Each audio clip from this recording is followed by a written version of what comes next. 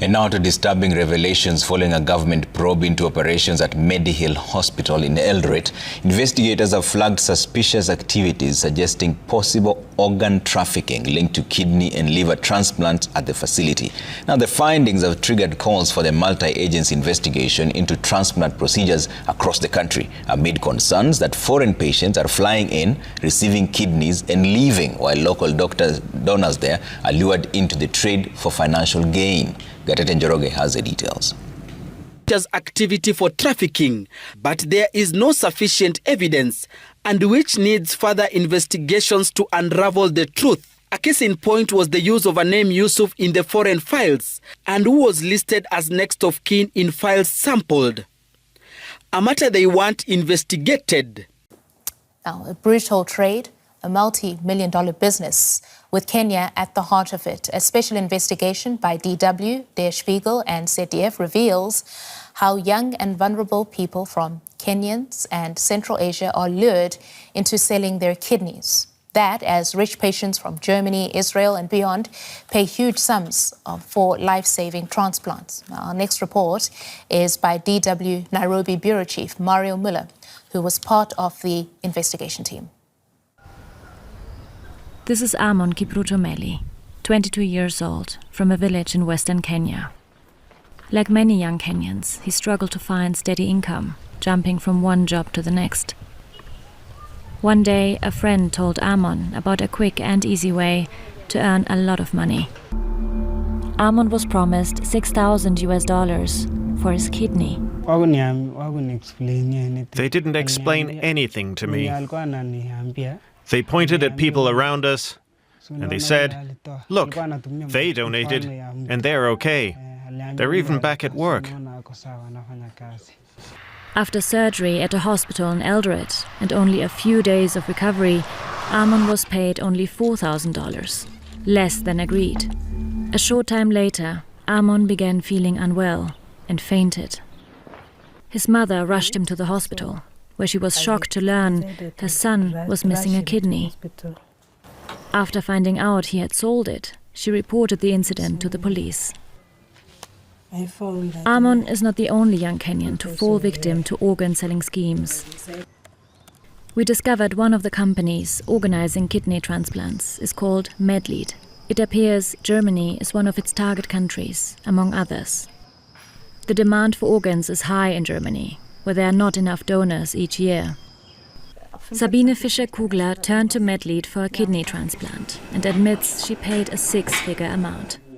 She says she doesn't regret her decision. It might have been selfish of me, but I wanted the kidney. The contract terms were in order, but it's clear to me that it's not quite right. Kenya's health ministry commissioned a fact-finding mission to one of the hospitals where kidney transplants have been conducted after allegations of organ trafficking taking place there. The inspectors found transplants were conducted despite poor matching results and in high-risk cases like cancer patients.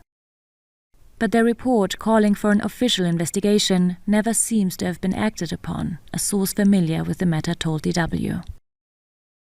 The investigator working on organ trafficking cases in Eldoret says he has encountered difficulties. I feel it is because there are external forces. Being organized crime, there are very powerful people who may be involved. So they can use many ways of blocking. Medlead states it has a success rate of 98%, while the company regrets that organ rejection can occur in individual cases. It denies any wrongdoing.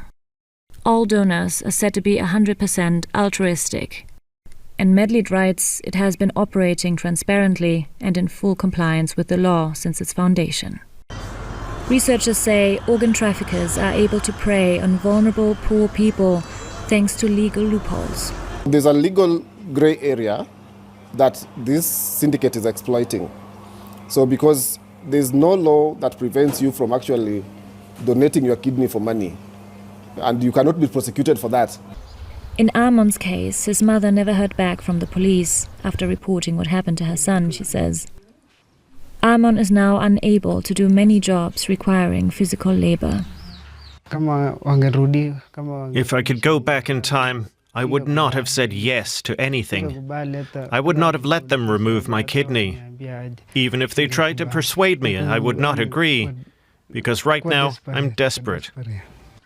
Amon says he feels like he's been taken advantage of. Now, DW has reached out to the Kenyan Health Ministry for comment, but we've not received a response. Now, for more on this, we've invited Willis Okumo from the Institute for Security Studies. We saw him in the report that just aired. He joins me now from Nairobi. Thank you for coming on to DW. You have written a report on the organ trafficking network. Can you give us an idea of how many people are affected? How many are selling their organs in Kenya? Yeah, so thank you very much. I think our estimate is that the people that are selling their kidneys, especially young people, that like the one you just showed, they are into their hundreds, if not more, because in the small area in Western Kenya where I did the study, I could get about 100 young guys that everybody knew had donated their kidney for money. So the numbers are bigger than that. MedLead, the company that's featured in the report, says all donors are 100% altruistic. I mean, do you believe that that's true, given that the young man who we saw, Amon, in the report, was clearly not fully aware of the risk that he was taking, so much so he says he would not do it if he had the information he has now? I think all the young people that have donated kidney are motivated by money. And therefore, they are not fully aware of the consequences of operating with one kidney. So all the cases that we've had are people who are already quite vulnerable. They are from poor families, and they need this money to survive in one way or the other. And therefore, when they are recruited into this scheme, they are not fully told that this will make, donating your kidney will make you suffer several health consequences. And because of lack of that knowledge, they look at the money first. When actually, after donating of their kidneys, then they start having all sorts of medical challenges, and this is something that affects their life forever. Right, Willis. So, I mean, for those who would like some kind of recourse, as you pointed out in the report, this is a grey area legally. Can you just expand on that? Yes, so the Kenyan law only allows for donation of kidneys in two specific cases. One, when you donate for your family members, and when you donate for scientific research. So the law never envisaged that people can donate kidney, to strangers based on their monetary needs. And this is what the syndicate that has been operating in Kenya in some of these hospitals has been exploiting. And because we've had cases of a lot of young people that realize later that this thing is giving them, health challenges. But even if you go to the police station, because you donated the kidney for money, whether it's willingly or not, but you donated for money. So there's basically no grounds for prosecuting somebody who has received that kidney, but also there's no grounds for preventing you as a donor for donating for money. So that's where the grey area is. Willis, how seriously are authorities in Kenya taking this issue? Do you get the sense that there is political will to somehow stop this practice? I think for a long time, the authorities have not taken it seriously at all. But last year, the medical association that deals with kidney issues, kidney doctors, issued a statement that basically identified the hospital that has been conducting this organ removal.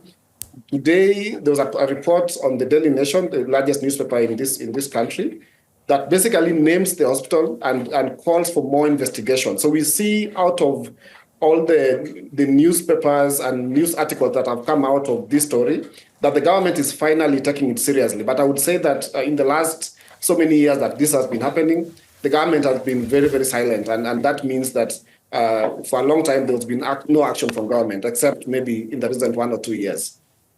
All right, that is Willis Okumo from the Institute for Security Studies. We appreciate your coming on to DW to help us understand this story. Thank you, Willis.